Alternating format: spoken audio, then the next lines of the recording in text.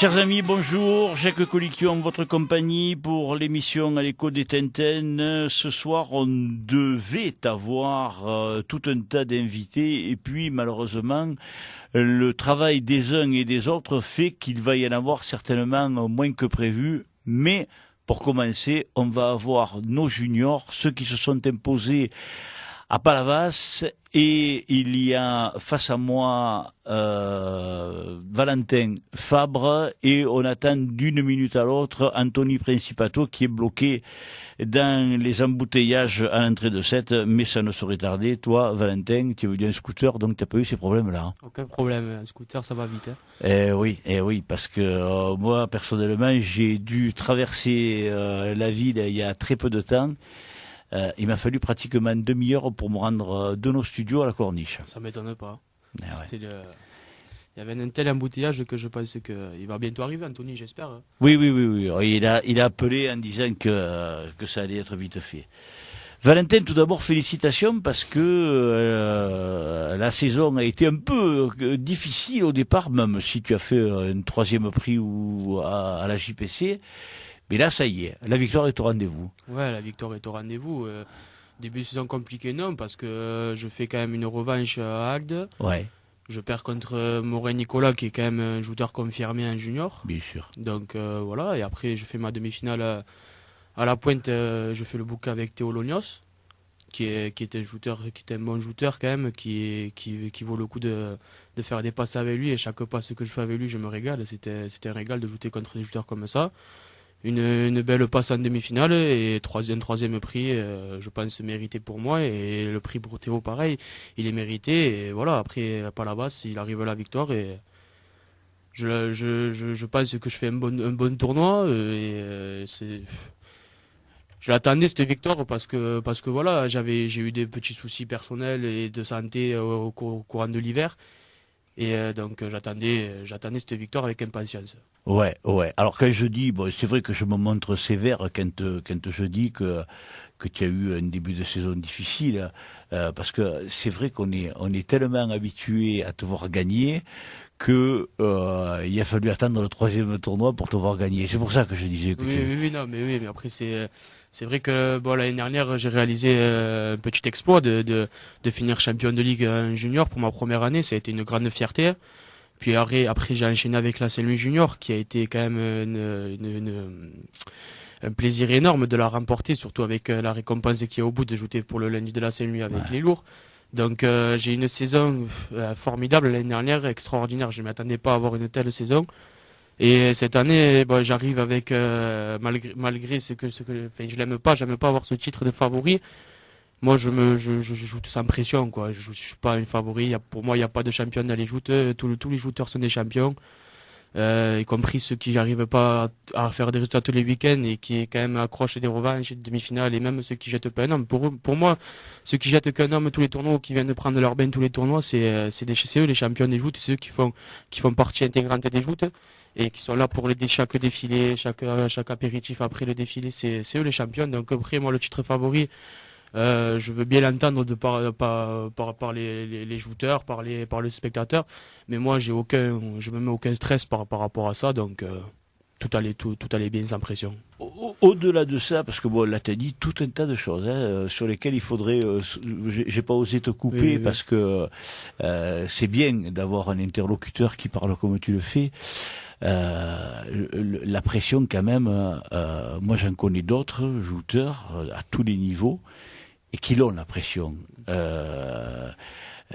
Il est vrai que la Saint-Louis, c'est quand même un tournoi, tout le monde le dit, c'est un tournoi qui est particulier, et en plus, le junior de la Saint-Louis, faut le dire aux auditeurs, c'est le tournoi que l'on ne fait qu'une seule fois dans sa vie.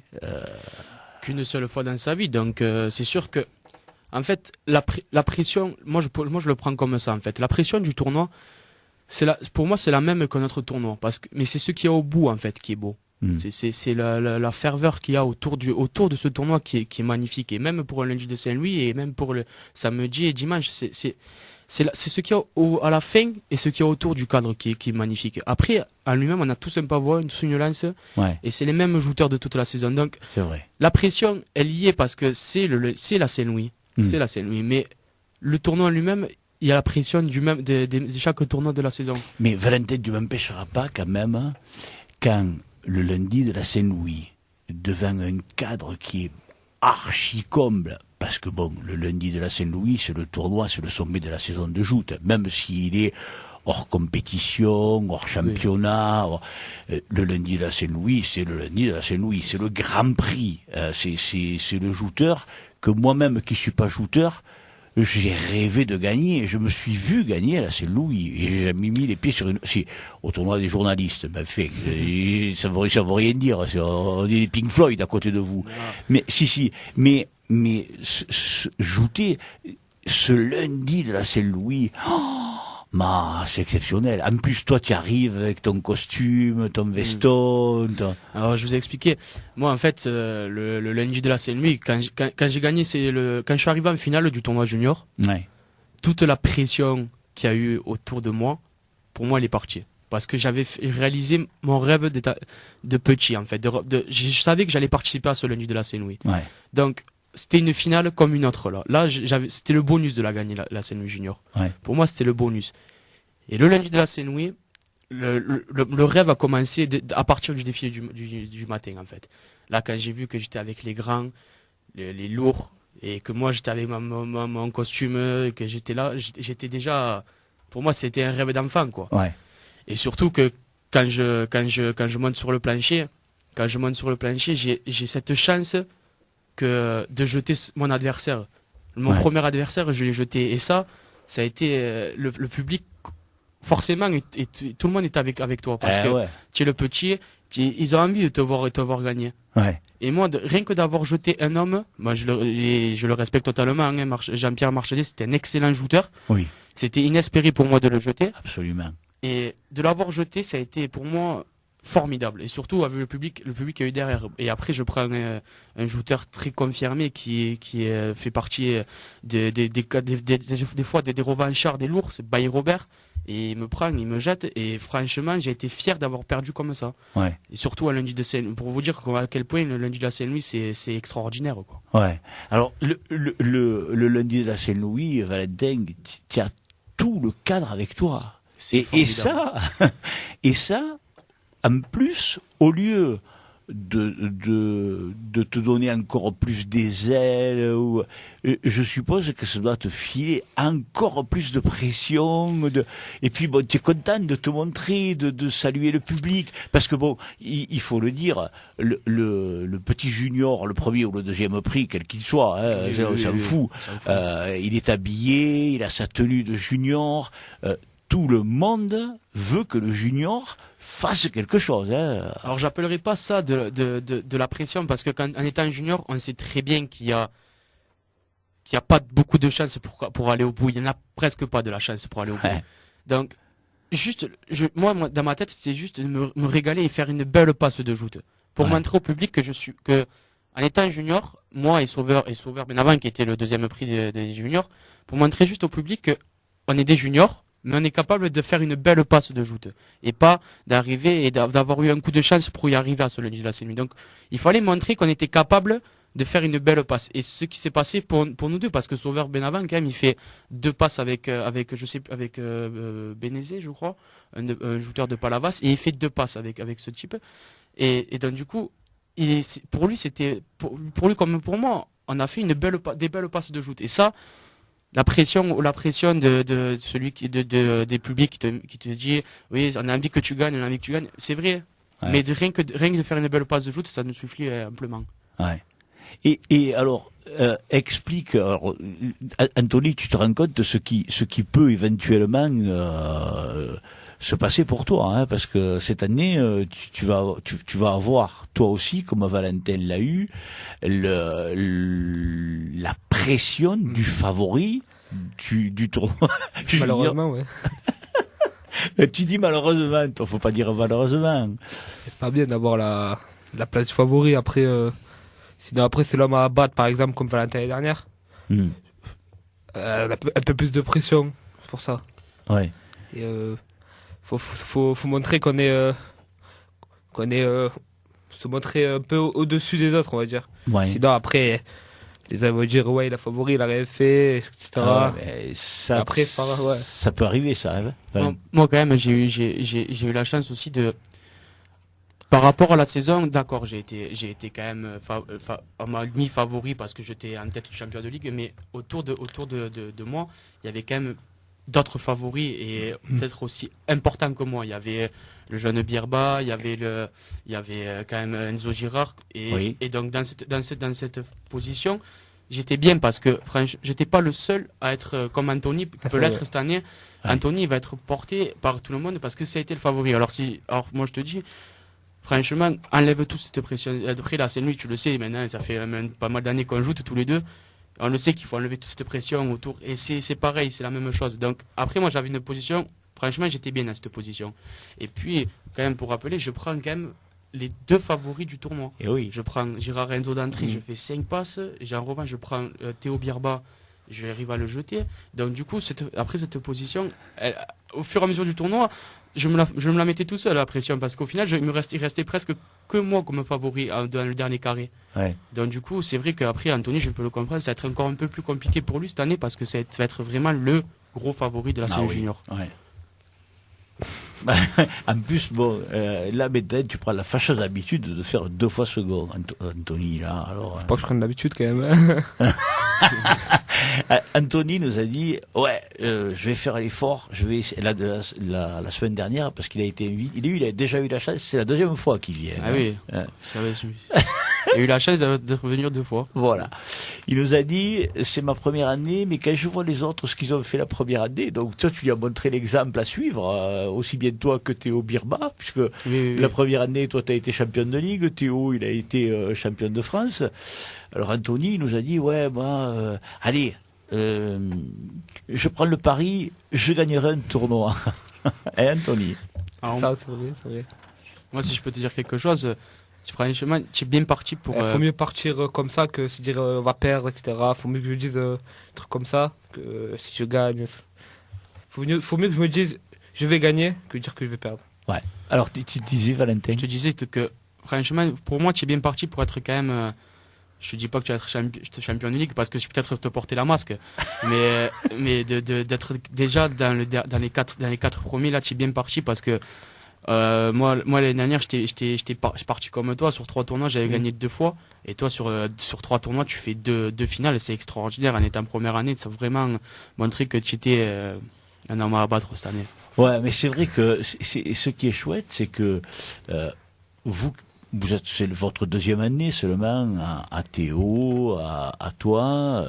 Bon, Sylvain Lognos, lui, ça fait un petit peu plus longtemps qu'il shoot, mais Sylvain, il nous disait la semaine dernière, moi j'ai eu un déclic, mais tous les 4, vous avez fait carrément le trou là, hein, parce que bon, moi je regarde le classement.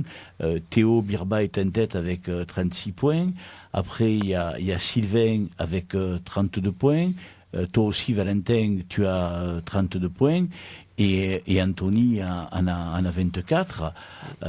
Bon, c'est vrai que vous avez fait un petit trou, même si Clément Périou, qui est un bon shooter aussi, hein, il a 16 points. Hein, vous êtes un petit groupe à vous être détaché. Oui, pour moi on s'est détaché, mais la saison n'est pas finie. Il a fait que 3 tournois. Et moi franchement, je pense que le jeune Théo Lognos, il n'arrive pas peut-être à être dans le dernier carré tous les 3 tournois, mais c'est quelqu'un il va falloir compter sur lui cette saison parce que moi c'est mon ami, je parle souvent avec lui et il a vraiment envie de faire des belles choses en junior, il a les capacités et son cousin lui montre l'exemple. Bon, il a un peu plus d'expérience en étant je crois que ça fait 3 ans qu'il est en junior. Il a eu ce déclic cet hiver. Oui. Donc je pense qu'il va lui montrer l'exemple et franchement, Anthony et jeune Théo Lognos et tout, c'est des shooters confirmés déjà. On savait qu'en montant de cadet, bon, Théo, c'était l'année dernière en étant junior. Oui, mais plus il est encore jeune. Voilà. Hein, mais on savait qu'en montant en junior, on en parlait avec ceux qu'on était l'année dernière, Théo Birba et tout. On savait qu'ils allaient shooter bien. Mais ce Sylvain Lognos, On l'attendait pas cette année parce que l'année dernière, on aurait dit que c'était ses premières années de joute. Donc bon, après, il avait son petit trou à faire. Et là, franchement, d'avoir gagné ce tournoi à la JPC, c'est peut-être que ça lui a donné une motivation en plus. Et là, je pense qu'il est parti pour faire une belle saison, ce Simon Junior. Ouais, en plus, c'est rigolo parce qu'il y a Thibaut, son frère, qui est dans le studio, mais moi je sais très bien que tu dis pas ça parce qu'il y a son frère qui est avec nous, qui attend son tour et qui parlera après. Mais c'est vrai que Théo, c'est un maigroulette. Et parce que bon, comparé à vous, il faut bien dire ce qui est. Vous êtes beaucoup plus carré que lui. Théo, c'est un maigroulette et c'est un maigroulette qui surprend des garçons quand même costauds comme vous. Il nous l'a dit la dernière fois. Je parlais avec lui la dernière fois et il nous a dit parce que la dernière fois il a perdu à Palavas contre gabarit pareil que lui, encore plus fait que lui. Il nous a dit j'arrive pas contre les gens un peu plus faibles. Je préfère prendre des Valentin, Théo, je préfère prendre des trucs comme ça, quitte à tomber, tu vois. Je me serais engagé, je suis tombé en arrière, c'est pareil, la dernière fois il m'a dit ça. Ah ouais. il a une joute bien appropriée pour prendre des gens de gros gabarits et ça lui va bien. Et donc du coup c'est pour ça que nous, en étant plus costaud en termes physiquement, on le crée quand même. On le crée vraiment. Alors moi il y a une chose que je voudrais que tu nous parles, Valentin, c'est que tu es je crois de la 6 ou 7e génération de jouteurs. Parce que bon, Anthony, il y a son papa qui a jouté, mais toi, il y a ton papa, ton grand-père, ton arrière-grand-père, ton arrière-arrière-grand-père, ton arrière-arrière-arrière-grand-père. Ça, c'est une sacrée lignée. Hein. C'est sûr. Je crois que je suis la 6e génération. Ouais, je pense que c'est la 7e, mais bon. Ouais, j'ai vu. On va me le confirmer certainement par SMS. Mais l'année dernière, j'avais vu sur le programme du Pavois d'Or qu'il y avait un jouteur Fabre au Pavois d'Or, mais on s'était pas renseigné sur lui, on le connaissait pas. Et on était en train de regarder si faisait partie de notre lignée de jouteurs. Mais bon, c'est vrai, ouais, je suis là, on va dire la 6e génération de ma famille à jouter. Et donc, du coup, qu'on le veuille ou non, il y a une image à respecter de la famille Fabre. Moi, je suis le dernier, donc, du coup, la pression, elle est là, quoi. Pas la pression du résultat, mais la pression déjà du comportement. Oui. Le comportement, moi je vais faire une petite aparté. À la JPC, quand je perds en demi-finale, j'ai eu un comportement à pas avoir au joutes et moi je suis pas comme ça. Non, je suis pas comme ça. Je pense que ceux qui me connaissent savent que je suis pas quelqu'un à crier. Oui. Donc du coup j'ai crié, mais bon je me suis excusé derrière juste après. Mais bon ce qui m'a fait un peu blessé, c'est que vu comme je suis la 6e génération de la famille Fabre, que les Fabres ne sont pas réputés pour crier, pour aller parler au jury et s'y aimer. Il y a beaucoup de gens qui sont venus me dire ouais mais jeune t'as pas fait honneur à ta famille. Mais donc du coup c'est pour ça que je dis que être dernier de la génération de famille Fabre et une famille d'être famille, parce qu'il n'y a pas que nous comme on est la génération de jouteurs, c'est compliqué à porter, c'est dur à porter, mais bon quand on fait honneur à la famille, c'est facile après. Oui. Alors tu vois, comme je sais qu'il y a des gens qui connaissent ta famille et qui écoutent l'émission, on me confirme bien que tu es la 7e génération. Ah ben voilà. Tu vois. 7e. Merci Michel. Pour la confirmation. Ouais, ben écoute. Hein, on est écouté, ça veut dire. Oui, non, mais au-delà du fait qu'on soit écouté, après, notre réalisateur Jean-Christophe Figaré nous apprend qu'on est écouté au Qatar ou à San Francisco, mais enfin, à Fabrique, ça nous suffit, pour avoir les renseignements. Voilà. Les gens se reconnaîtront. Et tu les connais aussi. Oui. Aussi bien que moi et même mieux. Valentin, moi, il y a un autre sujet que j'aimerais qu'on aborde, c'est cet amour que tu as pour les joutes. Parce que, bon, alors, tu vas me dire, ouais, mais toi, tu sais tout. Alors bon, mais c'est le privilège de connaître les gens. Moi, j'aimerais que tu expliques comment nous a parfaitement expliqué la semaine dernière Anthony le passage des cadets aux juniors avec l'absence de rame en cadet, etc. Comment toi tu as connu les joutes et comment tu as eu cette passion pour les joutes? Parce que c'est une véritable passion que tu as. Oui, oui, une passion que l'on vit toute l'année. Hein. Tout le monde, les gens croient qu'on joue que 3 mois dans l'année, mais bon, c'est sûr que moi, à la fin, je pense que je suis pas le seul. Il y en a beaucoup dans ce cas-là à vivre cette passion toute l'année. Donc voilà. Oui. Donc moi, la passion, elle est venue que. Bon, en étant petit, je me rappelle pas d'avoir vu des joutes, enfin, à l'âge d'1 an, 2 ans, je me rappelle pas. Mais, mon père m'a expliqué que, en fait, bon, il voulait pas me forcer, mon père. Il m'a mis sur un chariot à l'âge de 2 ans et demi, à un entraînement. Et, il m'a mis sur un chariot et ça a dû me plaire. Donc j'ai commencé à jouer comme ça, puis l'amour est venu, je jouais contre le mur de ma maison, dans la salle à manger, je jouais de partout, je parlais tout le temps de joute, je regardais les cassettes de la Saint-Louis, les DVD, je connaissais les DVD par cœur.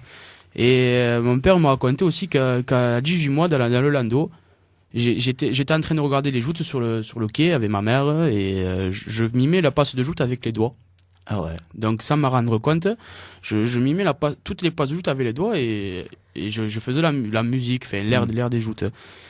Donc je pense que la passion se décrit un peu dès le plus jeune âge. Hein. Donc du coup, après comme pour le passage de cadet en junior, franchement, ça s'est bien passé. J'avais fait un tournoi à Rame, d'ailleurs à la nuitée de la Poncha à la Pointe. J'ai été invité par la JPC. J'avais fait j'étais en cadet, en première année cadet. Et c'était mon premier tournoi à Rame, donc je voulais savoir si j'allais arriver à tenir, à garder la même joute. Et ce tournoi s'est bien déroulé. J'arrive en finale contre Flavien Subitanier.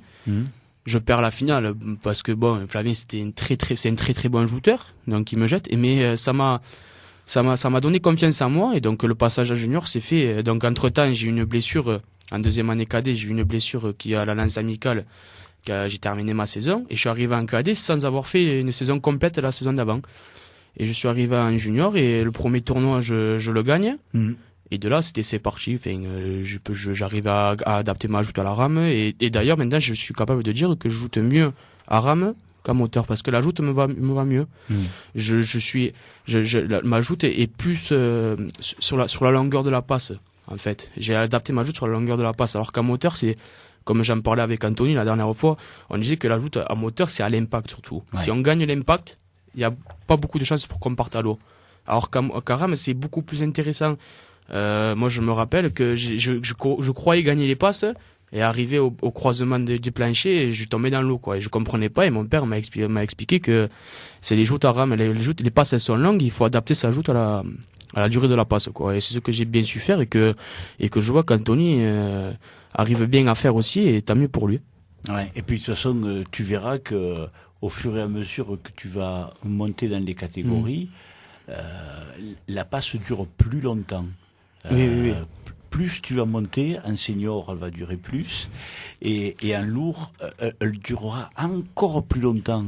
Alors, sur le quai, les gens ne s'en rendent pas compte, parce que bon, ça va très très vite, mais tu te rendras compte à l'expérience, et l'expérience, tu verras qu'elle viendra très vite, parce que tu es un bon shooter, mais tu verras que plus tu montes dans les catégories, et plus la passe est longue dans le temps.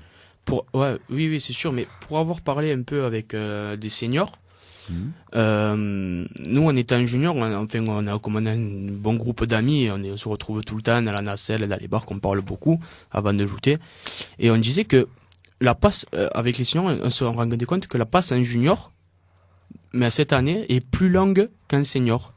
C'est-à-dire qu'on a des jouteurs en junior qu'on arrive à faire durer les passes en fait. Parce qu'on a une joute plus lourde que les seniors. Quand j'ai regardé le tournoi senior, c'est vrai que je me suis rendu compte de ce qu'on m'a dit. Et c'est vrai que les passes seniors, c'est beaucoup plus à l'impact cette année, je trouve. À part quand on arrive vers la finale, vers les demi-finales. Mais aux éliminatoires, il y a beaucoup de joueurs qui jouent à l'impact. Alors, peut-être qu'ils sont plus légers que les juniors, parce que quand même, on a un groupe de juniors que on ne sera jamais en moyen, je pense. Donc, je pense que depuis les cadets, on sait qu'on ne sera jamais en moyen. Donc, du coup, on a des passes plus lourdes, en fait. Oui. Donc, qui durent plus on a une joute pas à l'impact. Il y en a qui l'ont. Oui. Et il y en a qui arrivent à l'avoir, à s'adapter. Mais les passes sont plus longues en junior qu'en senior cette année. Anthony, elle t'est venue comment, toi, la passion des joutes, cet amour pour les joutes que tu as Ben, au début, comme je l'ai dit la semaine dernière, j'avais pas commencé comme Valentin qui a fait la première année, je pense. Ouais. Je l'ai pas commencé, je l'ai pas faite parce que j'avais un peu peur de l'impact, du choc. Du coup, j'ai pas fait la première année. Et la deuxième année, j'y suis allé. J'ai faisais les tournois comme tout le monde. Et je jouais par exemple au premier tour, comme Valentin, j'arrivais à la finale. Des fois, j'ai pas gagné en deuxième année un tournoi. Et je suis arrivé à la Saint-Louis, normal. Et j'ai réussi à le gagner. Mais avant de commencer à jouer, tu aimais les joutes quand même, parce que moi je te voyais quand ton père jouait, quand il tombait à l'eau, c'était des crises, hein. Enfin, tu t'en rappelles quand même, non Non, je me rappelle pas, non, c'est trop petit alors. Hein. Ah bon, c'est vrai. Avant la deuxième année, alors je suis trop petit. Je devais avoir 2 ans. Ouais. Parce que alors, je peux te dire que c'était l'enfer. Hein. Quand ton père gagnait, ça allait bien. Hein. Mais alors quand il tombait à l'eau, fallait t'entendre. Hein. C'était l'enfer. Hein. Toi, tu n'étais pas comme ça. Ah, moi, j'étais calme. Moi, je pense que j'étais un peu plus calme. Mais à l'intérieur, je devais être vinaigre quand même. Oui, je devais avoir un peu. Mais c'est vrai que j'exprimais pas trop. Mais non. Tu étais beaucoup plus réservé qu'Anthony. Ah, je sais pas, mais après, moi, personnellement, je me rappelle pas. Mais un peu plus grand, oui, je me rappelle, mais dès l'âge de 2-3 ans, je n'ai aucun souvenir. Enfin, j'ai des souvenirs, mais vastes, Mais après, oui, à l'âge de 5-6 ans, moi, je me rappelle quand mon père y jouait, je prenais tout le temps une paille d'un verre et je faisais la trompette toute la journée. Et après, sur le bord du cave avec les copains, on reprenait le programme, on refaisait le tournoi sur le trottoir et on passait des journées au dimanche des lourds comme ça à refaire les passes. Et est-ce que donc toi je le sais puisque tu nous l'as dit la semaine dernière, mais est-ce que toi aussi tu as fait les barques de joute avec les allumes? J'en ai fait. J'ai passé des journées entières à jouer à ça de 7h du matin. Je me levais à 7h du matin exprès à jouer jusqu'à 8h du soir. Et à la coupure, heureusement que ma mère elle m'appelait pour manger, sinon je mangeais pas. Et je me rappelle moi que j'avais des bouchons et j'ai récupéré des bouchons par rapport à la taille des jouteurs en fait. Ouais. Donc un bouchon plus gros, c'était un jouteur vers les plus gros. Allez, dis-nous les noms. Non, j'ai pas à dire des noms, mais le plus gros, voilà. Moi, pour moi, l'un des têtes de petit, c'était Aurélien. Le plus maigre, c'était Simon Casilli. Enfin, je faisais des trucs et je marquais les noms des jouteurs sur les bouchons. Ouais. Et t'avais Bernard Betty. J'avais l'ancienne génération et la nouvelle génération qui arrivait. Et dès qu'il y a un joueur dans l'hiver qui montait un lourd, que de suite je demandais à mon père, hop, je récupérais un bouchon de champagne, de vin, et hop, je marquais sur le bouchon. Et puis j'avais demandé à mon grand-père qu'il me fasse un tout petit pavois. Et je faisais des trous dans les bouchons, je l'implantais dans le bouchon et je jouais comme ça.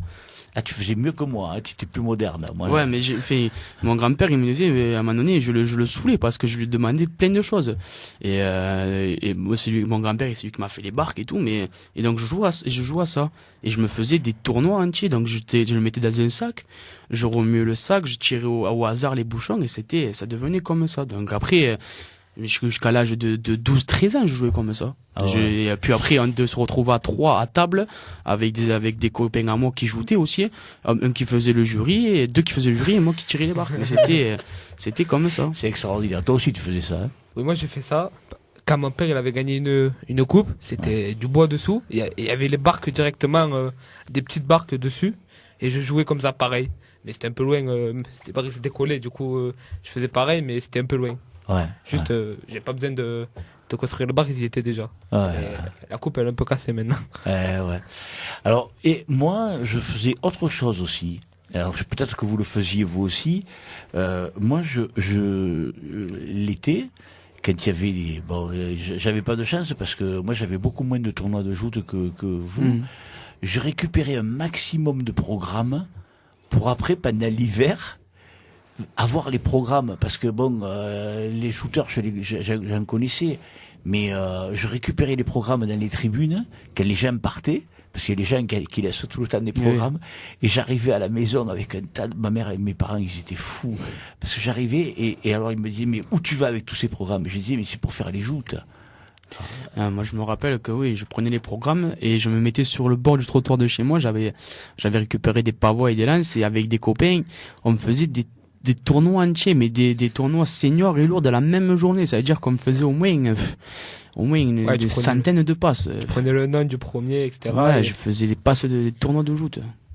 À chaque fois, il y en a un qui tombait. Mais je faisais pareil. J'avais un pavois, je construisais un pavois et une lance, une petite lance. Et j'avais le tirage. Et par exemple, j'avais un pavois bleu. Je me suis dit, je vais jouer qu'avec la bleue.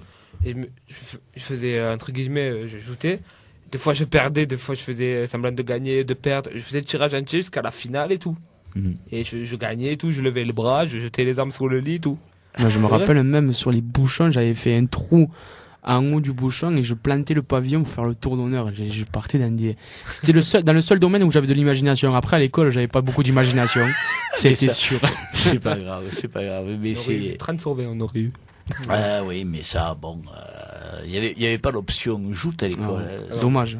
Oui, c'est dommage. Je remets de la classe. Allez, revenons au monde d'aujourd'hui, abandonnons l'enfance. Au jour d'aujourd'hui, donc Anthony, parce que Valentin a beaucoup parlé,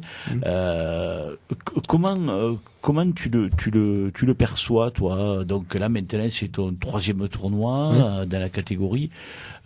Tu te situes comment là? Tu arrives à trouver ta place dans ce monde des juniors avec tous les juniors? Ouais. Il y en a que je connaissais, que j'ai ajouté contre déjà en cadet. Il y en a beaucoup qui sont que j'ai pas ajouté, mais il y en a là, un peu plus de la moitié que j'ai déjà ajouté alors que je les connais. À chaque fois on se dit bonjour, on se parle, tu vois, même sur la barque, même sur la nacelle on se parle. Donc s'adapter aux autres shooters. Ouais. Mais avec le groupe qu'il y a aux juniors, je crois que je me suis adapté. Je suis comment dire? Tu t'y fais. Voilà, je me suis fait. Ouais. Et justement, c'est lié au fait que dorénavant tu appartiens à une autre catégorie, et ça, c'est vrai que ça doit être assez difficile ce changement. Il y en a que tu connais bien, il y en a d'autres que tu connais pas du tout de shooters. Ben, ceux que je connais pas déjà, quand j'arrive au tournoi, je sais qu'ils jouent, je leur dis bonjour. Ouais.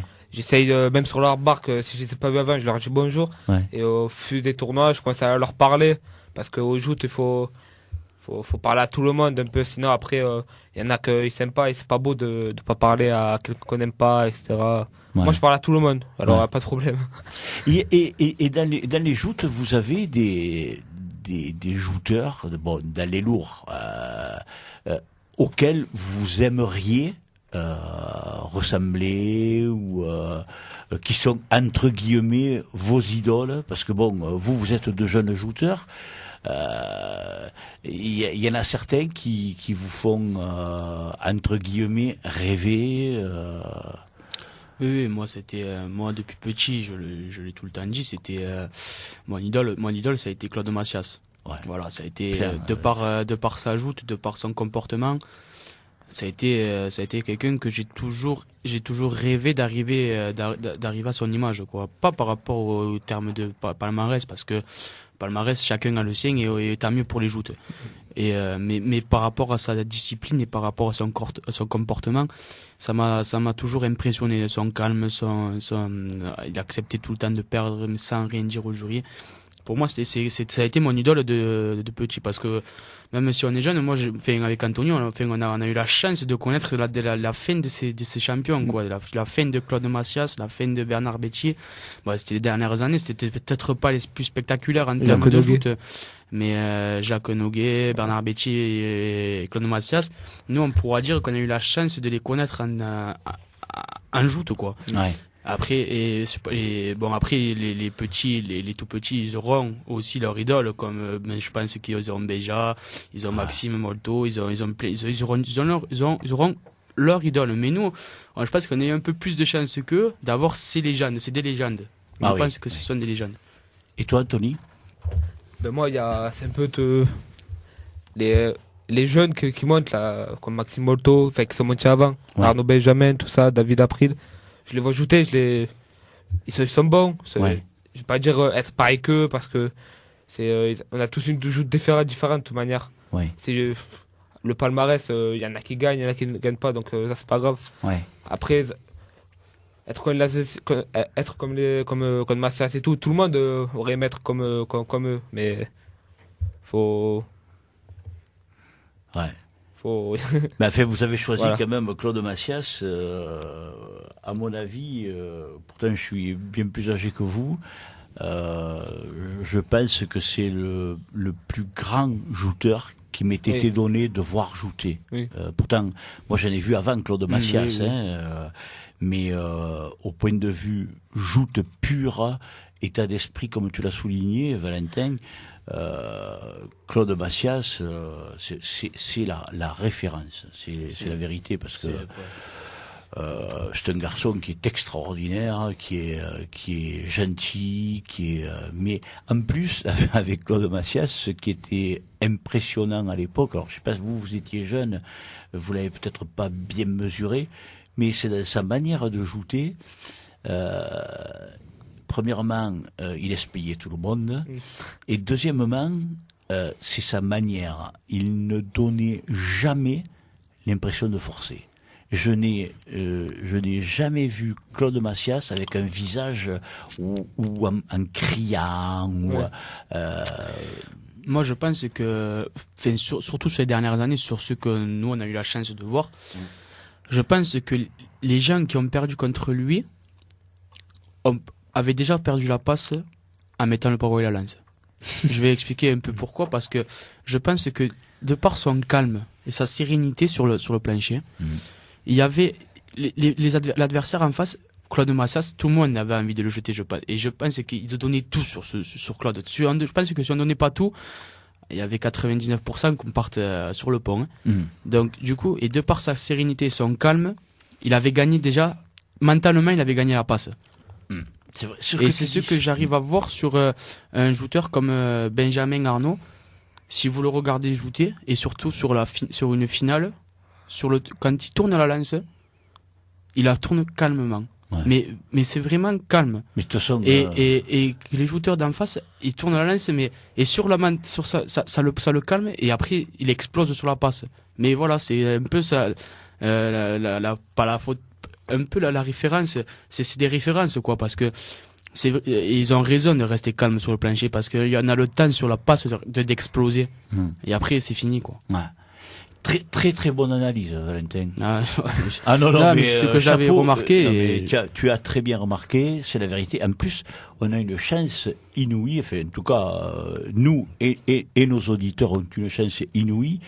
C'est que on va recevoir après Simon Caselli, qui est carrément l'opposé de ces joueurs-là, parce que Simon, c'est la pêche, et puis bon, il n'est pas servi par le même physique que Claude Massias ou Benjamin Arnaud, mais il est vrai que le parallèle que tu fais entre Claude Massias et Benjamin Arnaud, c'est le Claude Massias de maintenant, c'est le même style de joute, et encore, je dirais qu'il est encore plus redoutable, Benjamin, parce que Benjamin, il est encore plus fort avec sa lance que Claude ne l'était. Et même moi, mon père, il me disait, et même mon grand-père, il me disait que Claude, il avait une grosse lance, mais son frère en avait une plus grosse. Donc je me demande ce que ça devait faire quand on devait prendre les frères Massias en même temps. C'est vrai que Alain était très très fort avec sa lance. Mais Claude avait un pavois, mais Benjamin Arnaud par rapport à Claude, bon après il y a Thibault Lognos et Simon Caselli qui en parleront certainement beaucoup mieux que moi, parce qu'eux ils ont plus d'expérience que moi, parce que eux ce sont des shooters confirmés alors que moi je suis rien, mais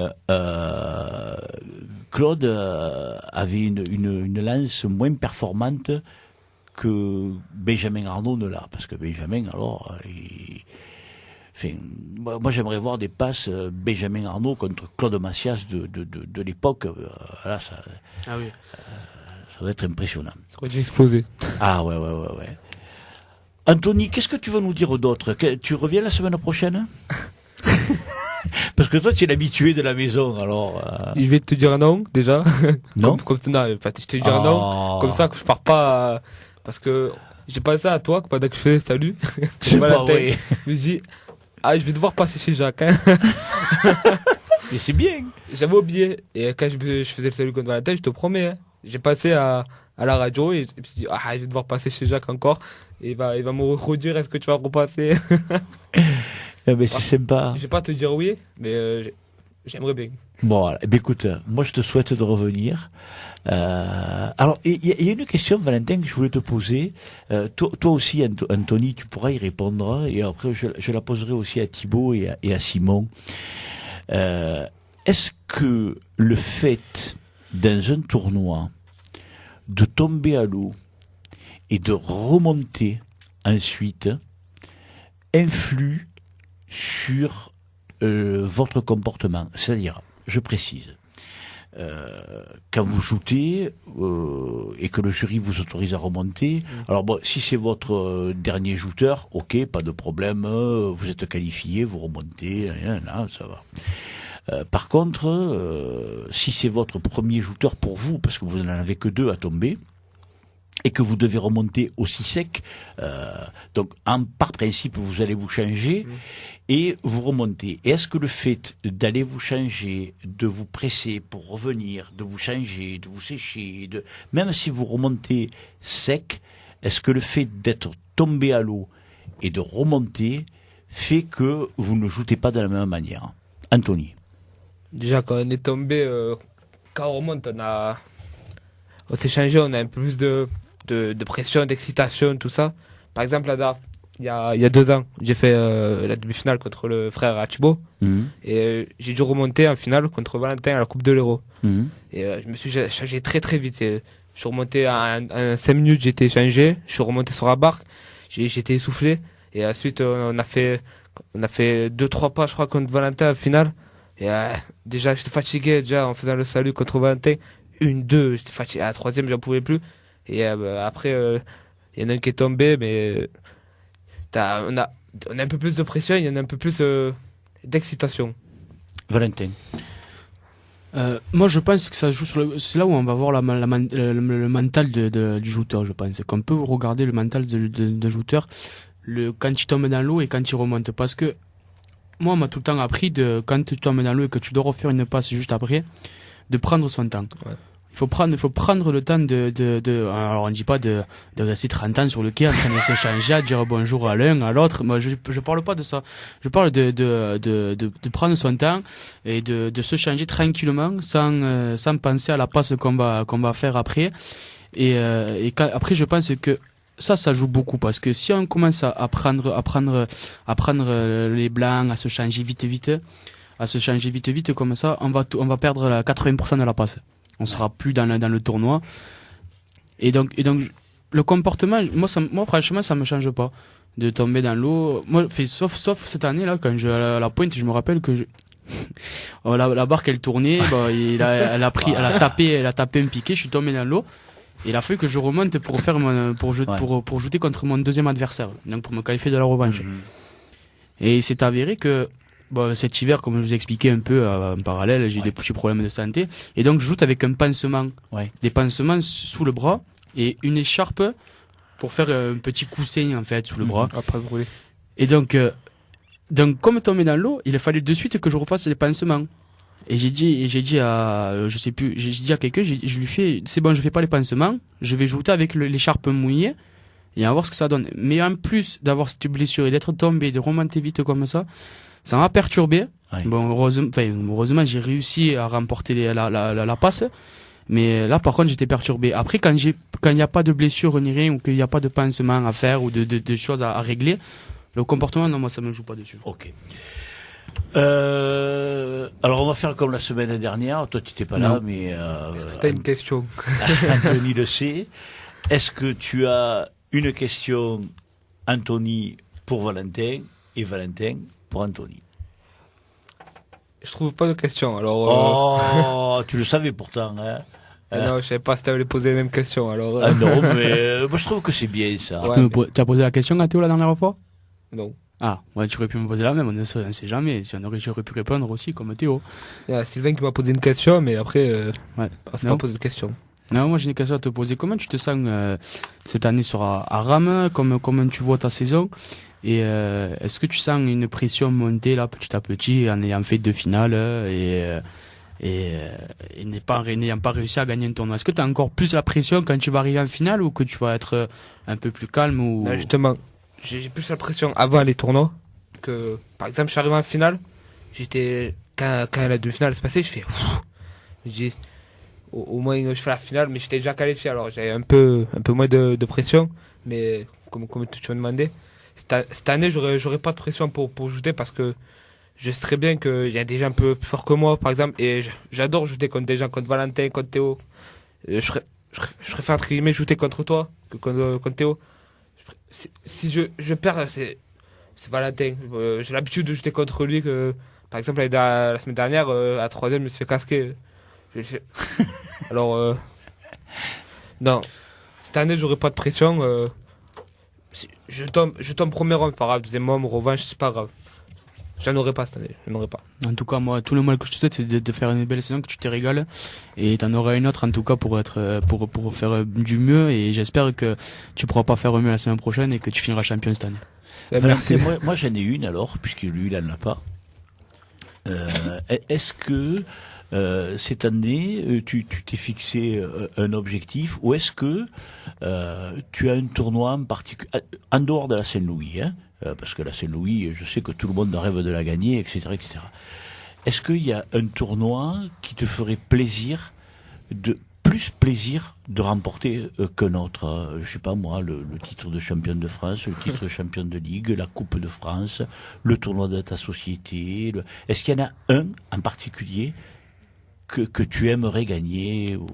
Oui, cette année là, je me suis fixé aucun objectif. La saison dernière, j'ai réussi à effectuer une très bonne saison. Donc cette année, je me suis fixé qu'un objectif, c'est d'arriver à gagner mon tournoi de la société, parce que c'est un tournoi qui me tient à cœur. Et donc je vais tout donner sur ce tournoi pour essayer de remporter le challenge. Et après je jouerai de toute façon, je jouerai toute la saison comme ça, mais ce tournoi c'est une ferveur, ça sera quelque chose de particulier. L'année dernière, j'ai pas réussi à surmonter la pression.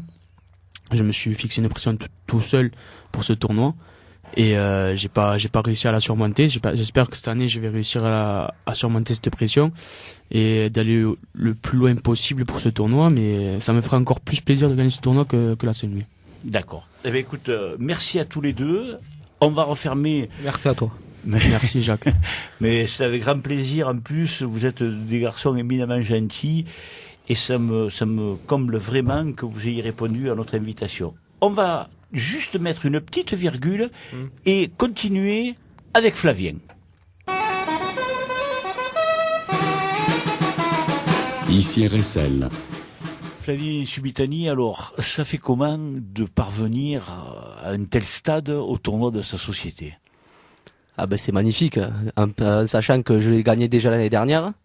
Je m'y attendais vraiment pas, en sachant que l'an dernier j'ai fait un joli tournoi, je tends quelques bons favoris. Je récidive cette année en parvenant à jeter le grand favori du tournoi à la 3e passe en demi-finale. Je pense que le grand favori, dis-le parce que le grand favori, oui, Léo Kos, voilà, qui a été champion de Ligue senior 2016, ouais, qui a été un junior aussi en 2015. Je pense que justement c'est là une bonne erreur que j'ai faite, parce que en fait je donne tout sur Léo et j'étais un peu trop pris par l'émotion en finale, je pense. Et du coup j'ai tout relâché sur la finale, et puis après voilà, c'est Michael Wolf qui l'a gagné, il a rien à dire. C'est un très très grand shooter, il a fait un magnifique tournoi. Il m'a pris où il fallait, il n'y a rien à dire. Alors justement, c'est ce que j'allais te demander, le fait d'avoir pris Léo qui est donné par tout le monde. Il faut pas se voiler la face. On l'a reçu l'autre jour. Alors bien qu'il soit timide, gentil, qu'il veuille pas que ce soit le dit, etc., etc.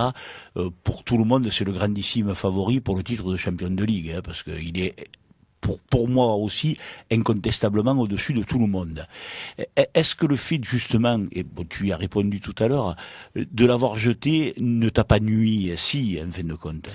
Oui, au final, si, hein, parce que voilà, comme j'ai dit, comme j'ai dit, j'ai tout donné sur lui. Hein.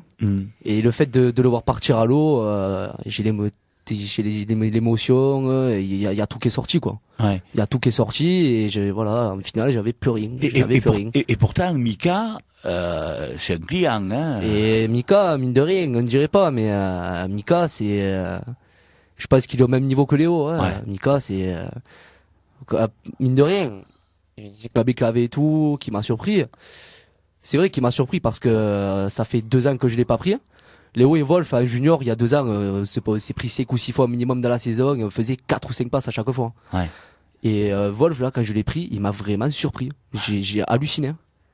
Quand, je veux dire, je me vois en dessous de lui, hein, et je suis parti, mais comme me boucher le champagne. Hein. Il m'a tué. Hein. J'ai rien compris. Alors, ce qui est hyper sympa dans cette catégorie, c'est le respect, l'amitié, la camaraderie qu'il existe entre tous. Moi, c'est quelque chose qui m'espante. C'est vrai.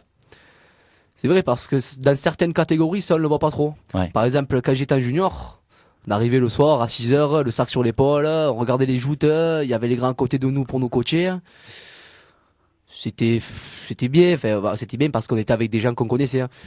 Mais quand on monte de catégorie, qu'on voit qu'on fait les défilés ensemble, qu'on boit un coup ensemble le midi, que dans les joutes on rigole, que même quand on tombe on s'en fout, on respecte l'adversaire, on rigole. Enfin, c'est magnifique, hein, c'est magnifique. Hein. Et quelque part aussi, je crois qu'il y a que dans cette catégorie des seniors où cette mentalité-là on l'a, parce qu'un junior, comme tu viens de l'expliquer, bon, il y a encore vous sortez un peu de l'école de joute pour certains, et bon, même s'il y en a qui restent quelques années dans la catégorie junior, et après quand on passe en lourd, c'est un autre monde. Hein, Après, c'est vrai que, enfin, je pense qu'à lourd, on l'a vu dimanche, hein, c'est un peu comme les seniors, hein, on défile, on rigole ensemble, on boit coucher boule le midi, on fait n'importe quoi, et après, voilà, moi je trouve que c'est pareil. Mais comme tu dis, dans un monde au-dessus. Ouais. Voilà. Alors, l'année dernière, tu l'as dit, tu avais remporté le tournoi dans cette catégorie-là.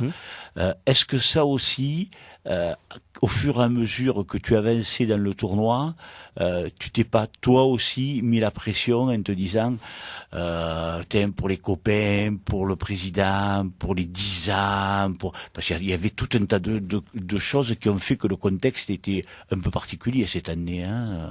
Oui, cette année, c'est vrai que j'ai un peu la pression vis-à-vis des 10 ans, j'ai un petit peu la pression, c'est vrai, mais après l'année dernière, c'était pas pareil parce que l'an dernier, donc j'ai monté des juniors et seniors. Ouais. J'avais fait aucun entraînement dans l'hiver. Ouais. J'arrive à la pointe courte, c'était mon premier tournoi. Je me suis dit, allez, grand max, j'en jette un ou deux, c'est tout. J'en jette un, 2, 3, revanche. Après, j'ai pris jouteur après jouteur, passe après passe. Hein. Mais sans pression, sans rien du tout. La pression, j'ai commencé à l'avoir au bout de la deuxième passe contre Léo en demi-finale. Et là, franchement, après, c'était magnifique, quoi. Parce que ce qu'il faut dire quand même aux auditeurs, c'est que l'année dernière, tu remportais le tournoi. Je crois que tu as été le premier de la JPC le deuxième. Hein. À remporter. Julien Claret l'a gagné en 2010. C'est vrai. Donc le second de la JPC, mais là, tu allais être le premier à faire un doublé. C'était historique. Hein. C'est justement cette pression que je me suis mis. Ouais. Pour rien, en fait. Pour rien, parce qu'au final, j'ai fait le doublé, hein. J'ai fait 2 finales, hein. Mais j'ai pas gagné. Hein.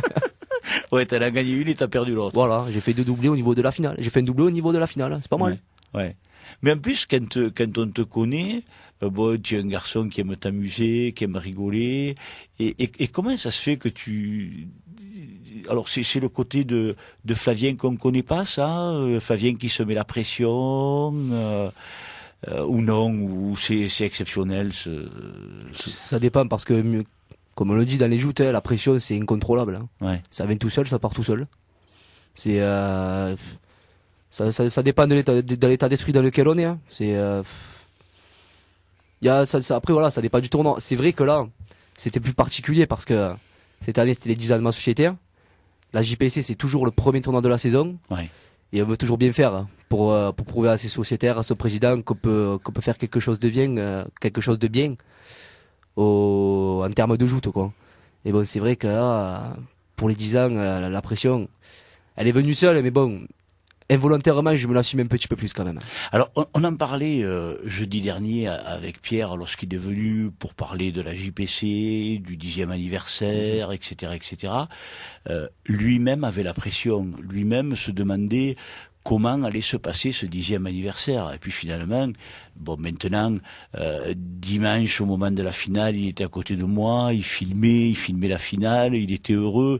Et puis il me dit, mon Dieu, Jacques, tu peux pas savoir l'épine que je m'enlève du pied parce que là, c'est fini, tout s'est très bien passé. Il est triste aussi. Hein. Ouais. Parce que tout le matin au défilé, il a fait que me dire, je viens, qu'est-ce qu'il y a? Tu te racontes quand même que ce soir, tout ça, c'est fini. Je dis, je sais, hein. Il me dit, ça passe super vite, je te jure, je suis en dépression, il m'a dit.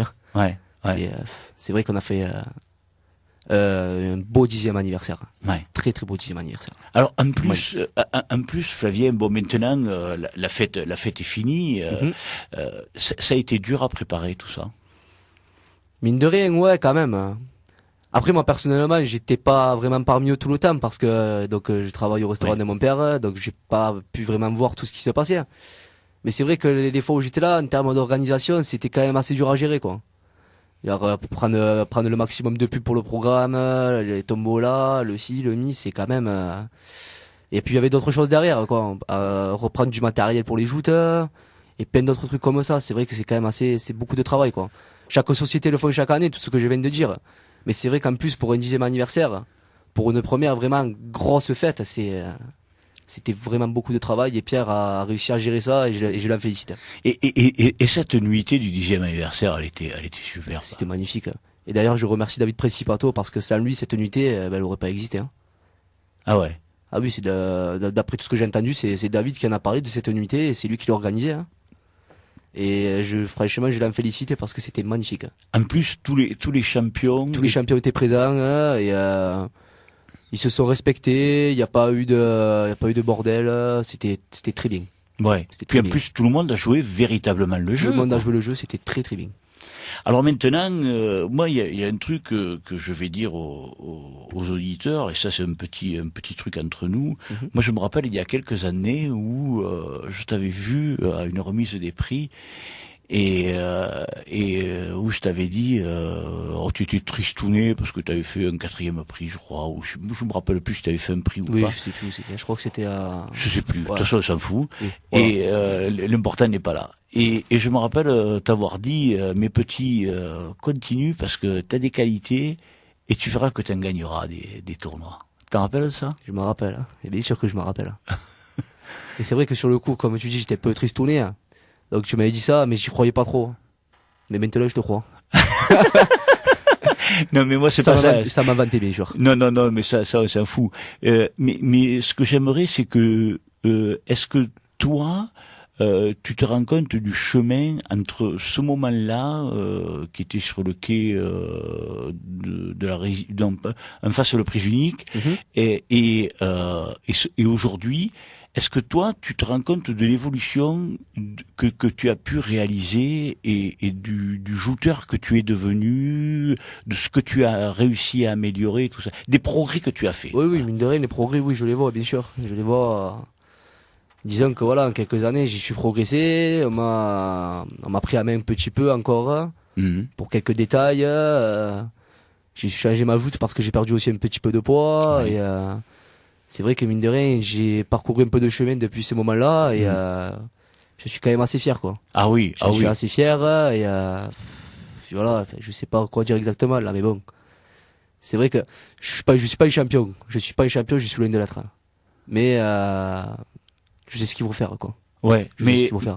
moi ce que tu vois, au-delà de cette petite conversation qu'on Oui. avait eue entre nous, moi ce qui me fait plaisir, c'est que tu as su persévérer, et ça c'est important. Et au travers de ce témoignage, moi j'aimerais que les jouteurs qui nous écoutent aujourd'hui ou qui nous écouteront lors des podcasts ou quoi que ce soit prennent conscience que c'est pas parce que un jour on n'y arrive pas que demain on n'y arrivera pas. Tu en es la preuve vivante, quoi. C'est ça que non mais sans rire, c'est ce que je veux que les gens. Non, mais ça me touche quand même ce que tu dis, quoi. Pourquoi? C'est la vérité. Alors, Oui, mais c'est la vérité, mais bon, c'est quand même assez touchant, quoi. C'est normal.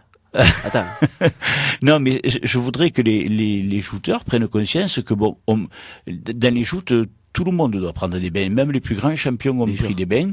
Et ce qu'il faut comprendre, c'est que c'est pas parce qu'on perd un jour que demain on gagnera pas. Bien sûr. Et toi, tu es vraiment la preuve de ça. C'est-à-dire que tu sais t'amuser, tu sais rigoler, tu sais bien vivre avec les copains, bien t'allumer, etc.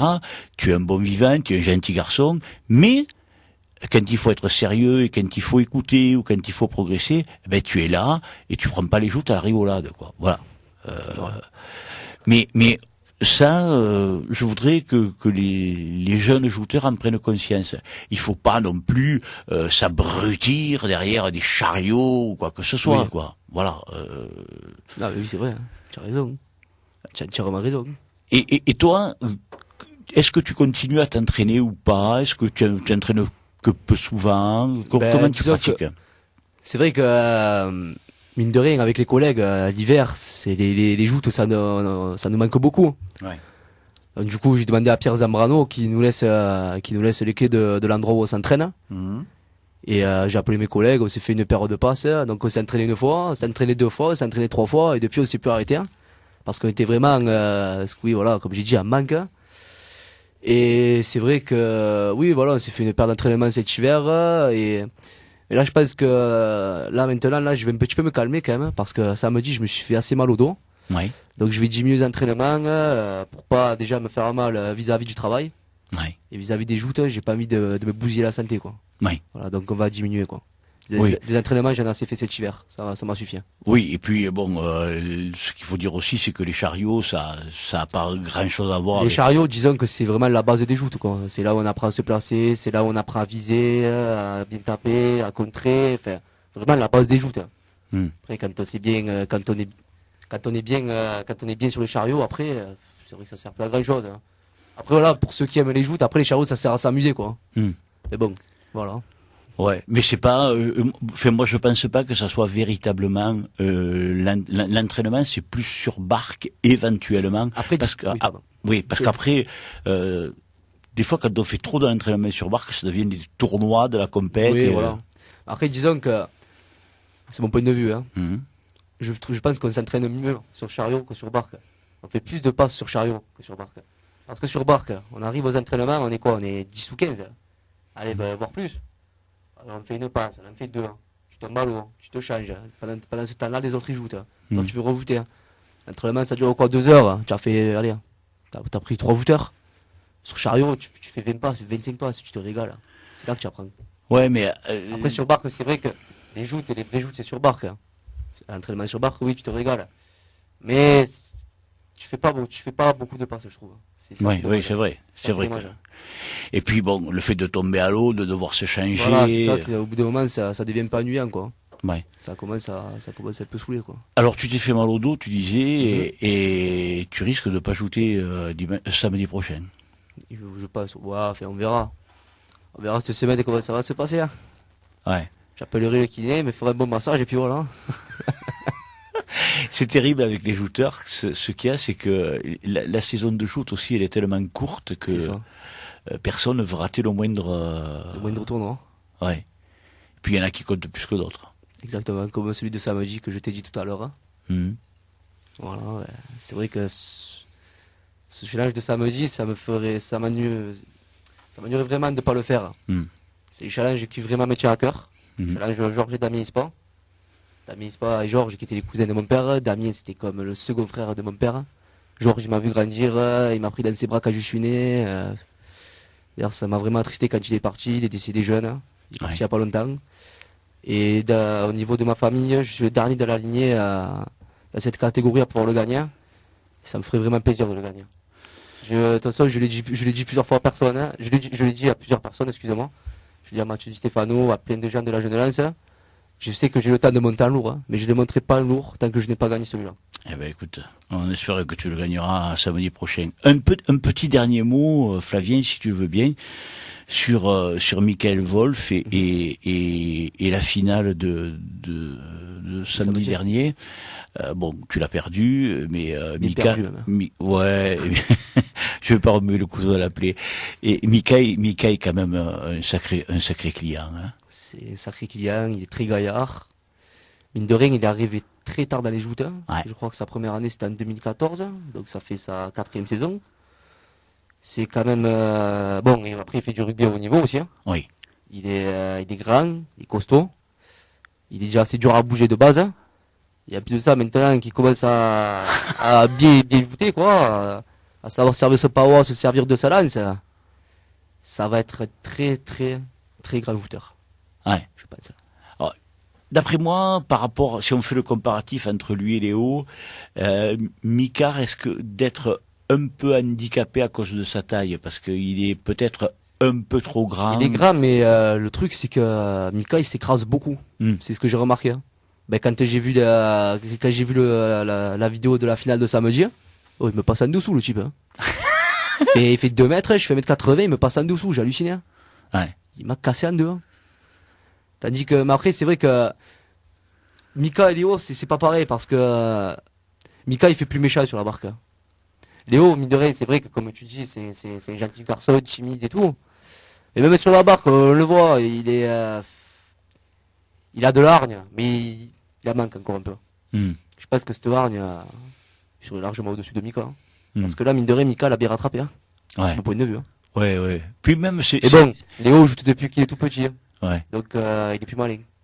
Ouais, et puis c'est pas le même tempérament. C'est pas le même tempérament, il est plus malin, voilà. Ouais, et puis ce qu'il y a de bien quand ça même. Reste deux gentils garçons. Voilà. Que j'apprécie beaucoup. Oui, mais moi aussi, c'est des garçons qui sont adorables. Mais dans cette catégorie, vous êtes beaucoup à avoir cet esprit-là.